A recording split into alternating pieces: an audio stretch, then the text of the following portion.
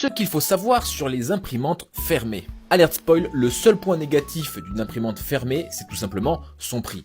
Donc si t'as pas le budget et que t'imprimes pas de filaments techniques, c'est pas forcément pour toi.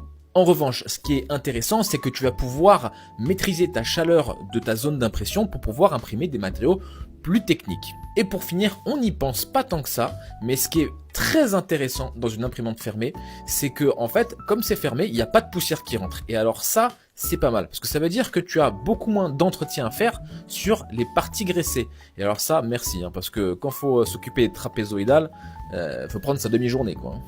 Et qui dit mauvais entretien et poussière dit aussi usure. Donc au final, si tu mets plus cher pour une imprimante enclosée, mais qu'elle dure plus longtemps et qu'elle s'use moins, donc tu as moins de pièces à acheter, donc finalement ça te coûte moins cher.